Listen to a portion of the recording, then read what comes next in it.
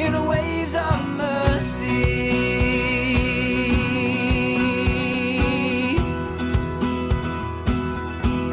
In waves of mercy.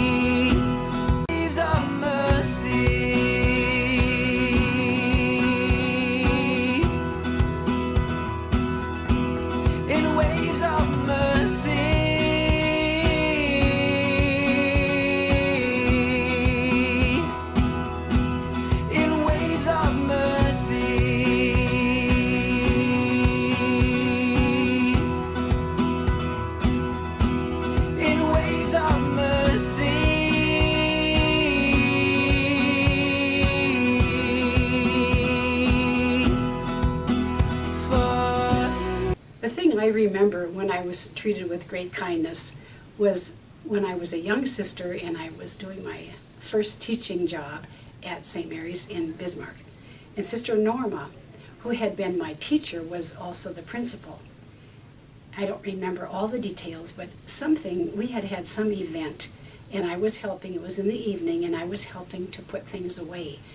And apparently we had a big cooler downstairs and it was a heavy door, and after I put the things in there, I gave it a really good shove and to close it, and realized when I was doing it there was the lock somehow had gotten stuck and it was sticking out, and as the door closed it broke the frame of the door. Of course I felt terrible that, I mean, this is a pretty serious thing to do, wreck a cooler door. So I went to Sister Norma, and I knew, we had studied enough of the rule that we're supposed to take care of things, treat everything as a vessel of the altar. So I said, I really feel bad, but this is what I did.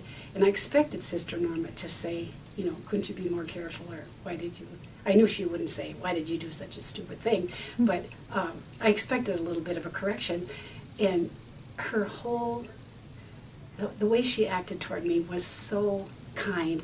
She just said, could have happened to anyone, don't worry, we'll have the men fix it tomorrow. And I was amazed at how kind she was, and I felt so good that I hadn't had to be corrected, because of course in my youth I wanted to do everything right. And I just have always remembered that, like, it was, this is the way the sisters treat each other. It's wonderful, and I'm happy to be here.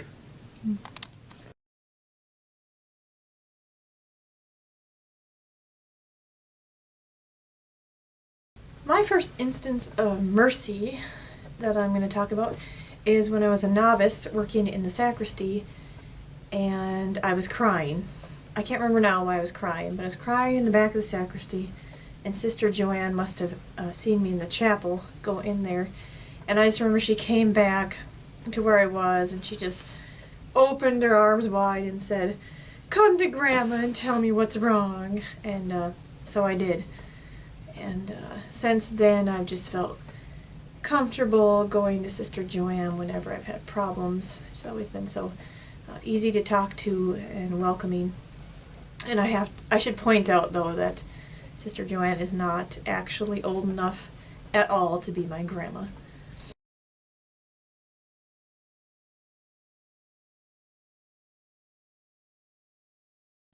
Second instance of mercy I want to mention is when my little sister in the Big Brother Big Sister program, her name was Carissa, died really suddenly when she was 19.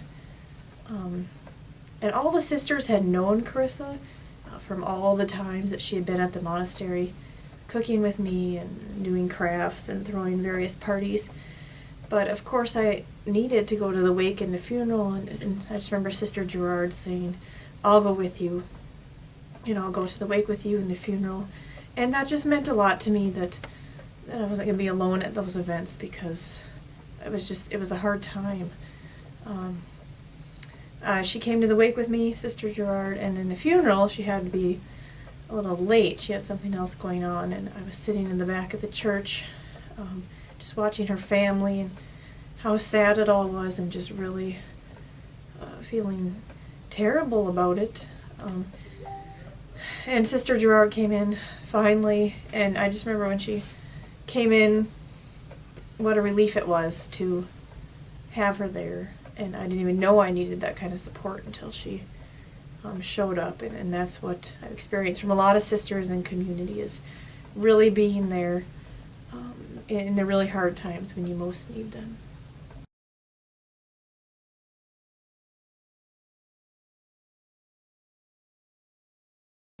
The time and community that sisters have shown mercy to me was, first of all, when I first came to the community, I didn't have any college background. And so the prioress at the time wasn't quite sure what to do with me, so I did all kinds of odd jobs. And then Sister Catherine, our prioress, came along and she said, "You have a lot of potential. What would you really like to do?" And I said, "I've always wanted to be a nurse." And so she said, "Well, why don't we take a look at where you're at this point in time?" I was a printer at St. Alexis Medical Center at the time. And so I went back to part-time work, and I started college in the fall of 1968. And she said, "Go part-time, see what you think, if this is for you."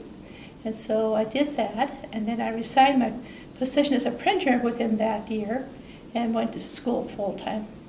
And nursing has been such a wonderful profession for me, because anything you do in life actually has some relationship to health. And so my nursing degree has helped me work with patients in the hospital, also patients or students in education, and also currently I am the director of our assisted living center at the monastery, at Annunciation Monastery.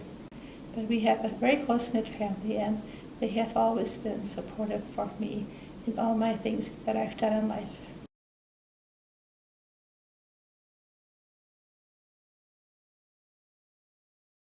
Mercy to me is when somebody is unexpectedly kind and just kind of senses that you need some encouragement or some help and some assistance, and they're just there for you without having to ask or without having to go and look for them or anything like that. And so one of the things I remember was when Sister Agatha just appeared out of nowhere. And I had dropped a entire tray of glasses on the floor in the dish room, and there were just glasses everywhere and smithereens of glass, and it was just like the whole world stopped, and I felt horrible, and nobody said a word, and I think they were just too shocked. But Sister Agatha, who wasn't even in the room, and I don't even know how she knew what happened, because she wasn't doing dishes at the time, just silently came up, got a broom and a dustpan, and started sweeping the glass away.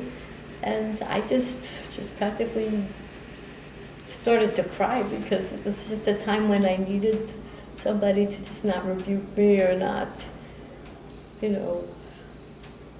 avoid me or be falsely sympathetic when they really thought, I was clumsy. And she didn't say one word about me at all. I mean, she just helped me and took care of the mess, and she did it in such a kind, gentle way that it made a big impression on me. And to me, that's the essence of mercy, that kindness, that gentleness, and that it's unasked for and just properly timed. It's just there when you need it. And if I could do that to somebody else and help them in that same way, I would consider that I was being merciful.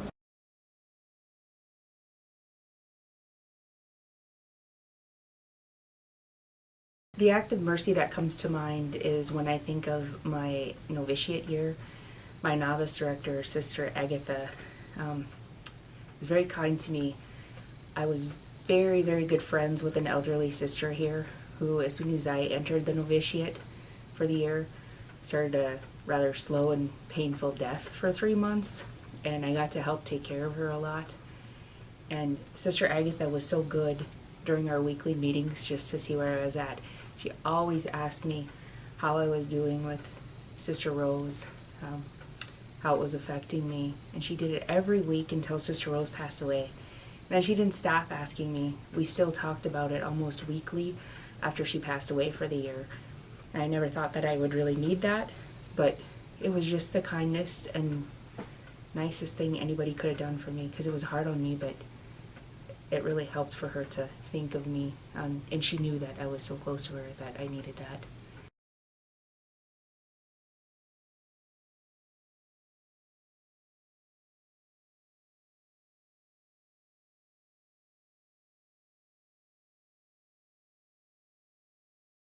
And then the other thing that I could think of is this year I was set to go to nursing school, and even though I didn't really want to do it, I knew that a lot of the sisters were excited, and I thought, I'll try it out. I'll make the best of it. Got all the books, went to class for 2 weeks. It was not me, but I was so scared to say anything. Finally got the courage to tell them that I'm not a nurse, I'm a social worker, always have been. When I told them, they were so nice about it, and they thanked me for telling them sooner than later. That was so nice. I mean, I literally was sick, and I thought they're just going to be so mad that I wasted this 2 weeks and this money on the books. But they weren't. They were kind. They were more concerned about my well-being and down the road than the immediate money for the books.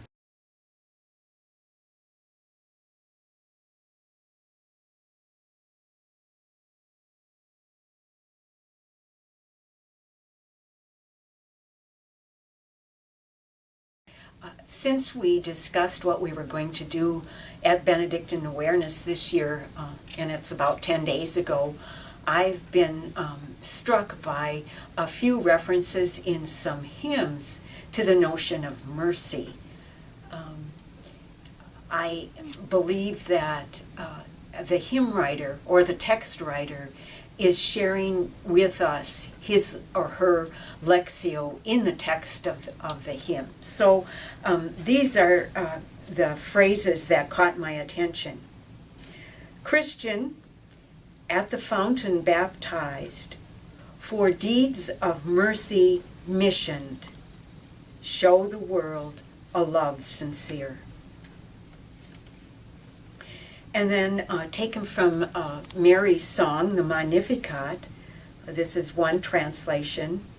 Through me, great deeds will God make manifest.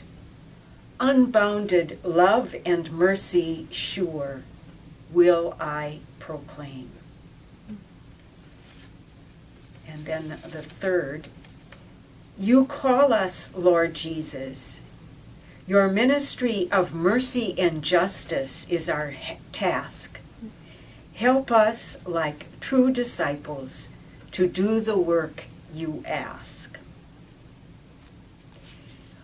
I've been really appreciative of Pope Francis's focus in the Year of Mercy, in that as a person I've received mercy, and out of that mercy I extend mercy to others.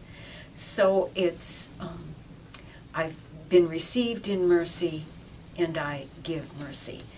And was just thinking about how that's expressed in Benedictine life. At the time of our perpetual profession, we say this prayer, receive me, O Lord. And so we trust that God will receive us in mercy. The community repeats it, they receive us in mercy as well. And then as a consequence of my having been received into this Benedictine community, I in turn extend mercy to my sisters in community, and certainly to any newcomers who come. That's the ideal. I sometimes am not doing my task of mercy very well. But thank you for the opportunity to share with you.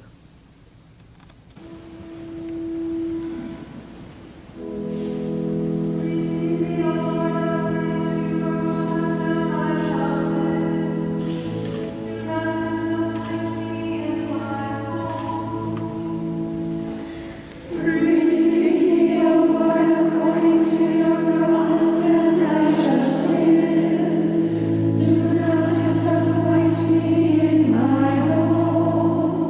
a great kindness that was done to me by one of the Sisters of Annunciation Monastery was when I was going to move here and become a postulant. Sister Kathleen Atkinson drove up to the Twin Cities where I was living and brought the van from the monastery, and I had a sewing table that I used a lot. And so being an artist, I use paints and I use cloth, etc. And the table collapses, but it still wouldn't fit in my car. And because Sister brought the van up, we could put the sewing table in the van and bring it to Annunciation Monastery. And it's become a great tool for Sister Rosemary and I. But it was a great kindness. I didn't have to try to figure out how to get it to the monastery. I didn't have a trailer hitch on my car. And so, and it was a kindness out of the ordinary.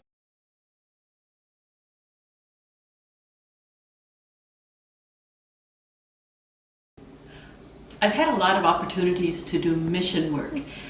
And one year I was in the inner city of Washington, D.C.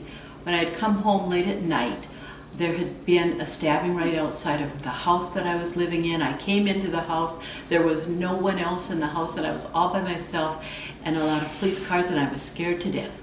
So from Washington, D.C., I called Sister Susan Berger in Minneapolis and told her that I was scared, and if anything happened that night, if anybody broke into the house, I was going to call her.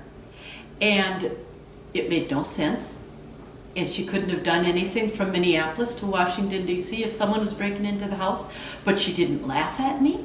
She said, okay, I'll answer the phone, take care. I mean, talk about mercy. One, that she just said, yep, I'm here for you. Two, that she didn't laugh at me because it was a totally insane idea, but it made me feel better.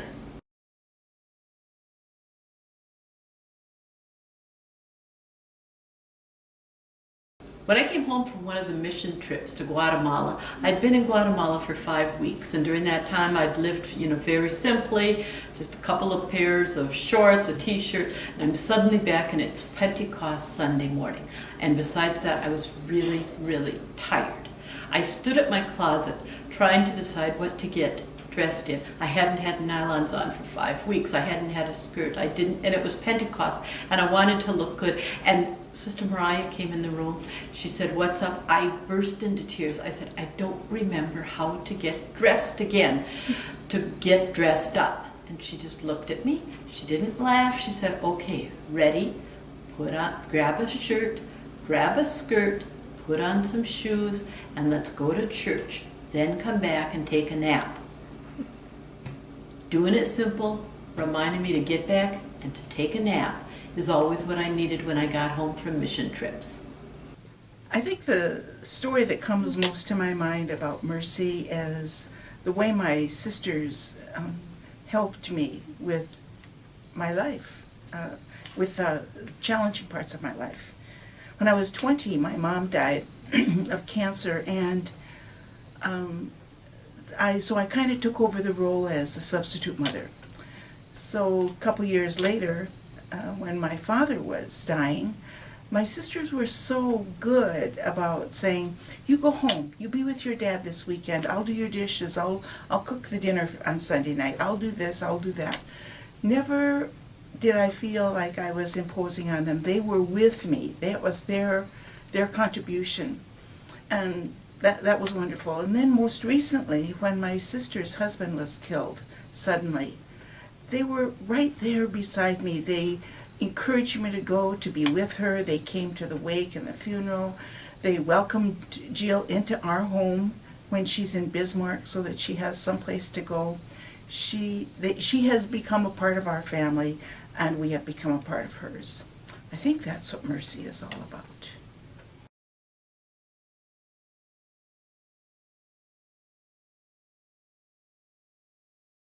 One Saturday, I broke a dish while I was doing dishes, after I had already broken a few that week, I believe. And I was cleaning it up, and Sister Nancy was walking to set the dishes down, and she said, oh, a piece fell on my shoe. So I said, please forgive me, and she forgave me. So that was nice.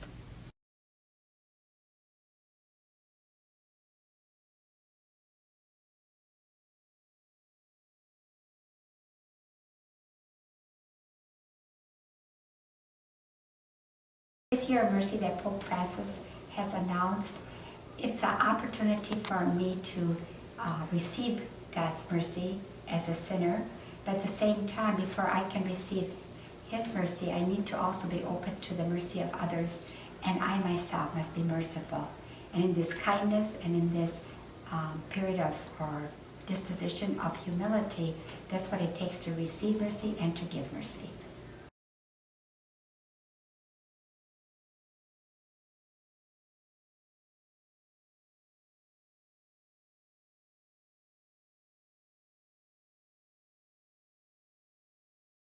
The question is when we were most aware of mercy or kindness at the monastery. And I think that was demonstrated with Sister Denise. I helped her out at the switchboard and for a while, and because of my schedule working with the La Brea Society, and La Brea Society is an organization that helps those who are going into formation with their student loans, and that took time away from working at the switchboard. And I thought Sister Denise would be mad because I couldn't help her out at the switchboard. She was totally understanding about the circumstance and very gracious, and it made me feel better about not being able to help her out.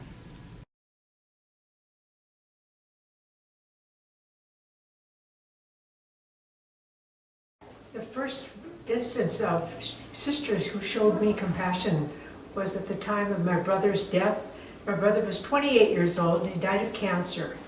And my mother was still living at that time, and I had to fly to South Bend, Indiana to be with his wife, and my mother went with me. It was a terribly sad time for me, but I always felt the support of the community at that time.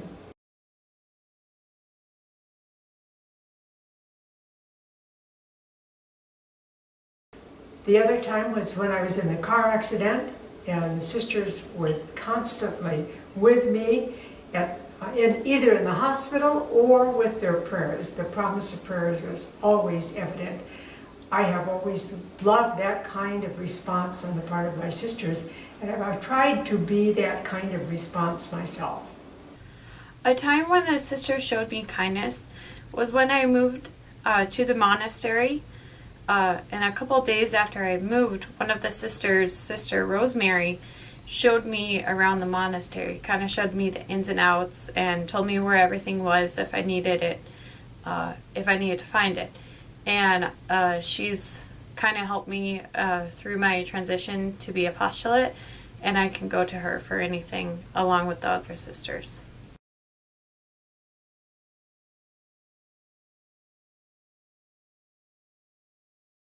When Saint Benedict teaches us about mutual respect, and within our Benedictine value of respect, it's a lot about showing mercy towards others, especially in our day-to-day lives.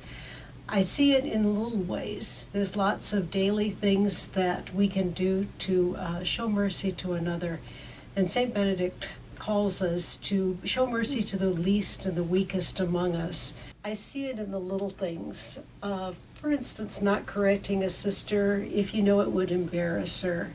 Like looking for ways to help someone and let them retain their dignity, even though they may need assistance, but allowing them to be the lead in that.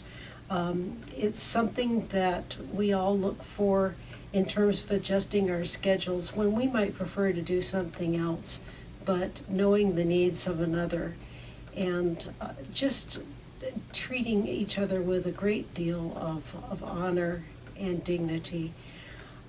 With me, when I first came to community, there were a lot of things that I had to adjust to, a lot of changes, learning new boundaries, things like that. But I noticed that the sisters, even though there were a few misunderstandings and maybe a few tears, there were times when people were very quick to seek reconciliation. And it was in that love and kindness of not allowing things to become a big issue or a big problem Then I think about the ways in which I was shown concern and care when I was frustrated in the process of initial formation, or when I experienced the death of a close family member. The care and the concern that I was shown and the mercy that I was allowed in those times were extremely meaningful, because it's the stuff of daily living in the protective shadow of a loving God. Talk about compassion. Today's gospel was all on the gifts that we get from the Holy Spirit, all different gifts and from the Spirit. And I couldn't help but think, having been ill lately, compassion is really an outstanding gift that I noticed very, very much. And we are compassionate people if we only realize every day there are people that need so much help. And I have found that so many are so eagerly wanting to help us in some way, even before we even think of what we need. Some have already expressed their desire to give that compassion. But having been ill and witnessed lately, I couldn't believe the compassion people have. And I think too, we live in an environment at the hospital where there's so much compassion needed, and our gifts for each other are there. And we notice that Jesus' life, all he did was giving people himself. And that is what compassion is, to give ourselves to others. And I can't say a word about not having enough compassion in life. There is so much that people do for each other, and we are most grateful for that.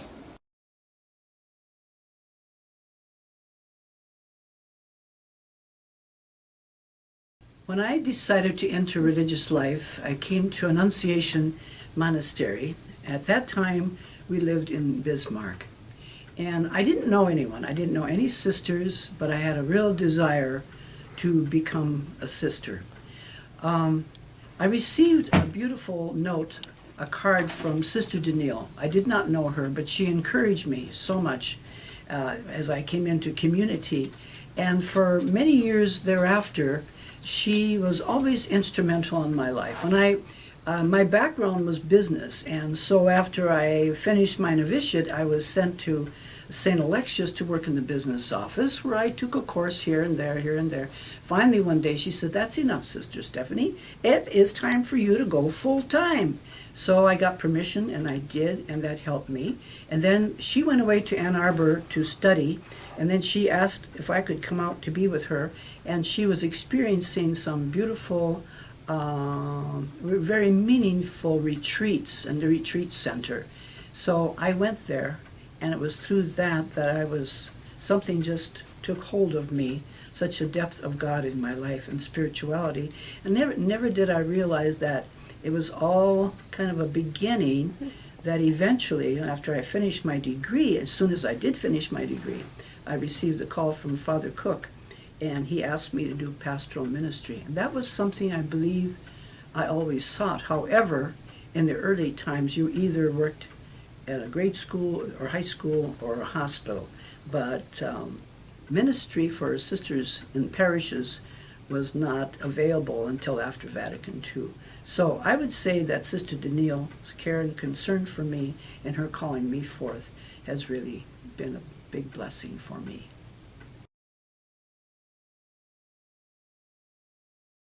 One more thing I'd like to share is when Sister Danielle was probably in her late 80s, she was afflicted with kidney disease, and several members of her family had that as well.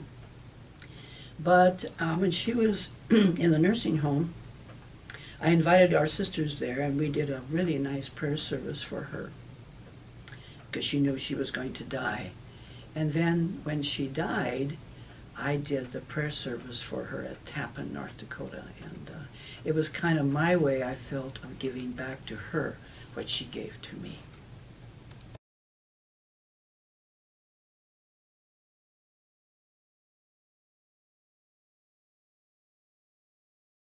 gracious acts and kindness, compassion, I think they're way of life at Annunciation Monastery. But from time to time, we'll have a surprise. We'll have a special joy that we hold in our hearts or experience of great relief. And I have one of those fond memories. My mother, by way of preface, my mother was a young widow and she joined our community, was a member of Annunciation Monastery actually for 40 years. And it was the year of her death and she died early in the year. And later in that same year, I remember waking up and thinking, oh, it's Mom's birthday.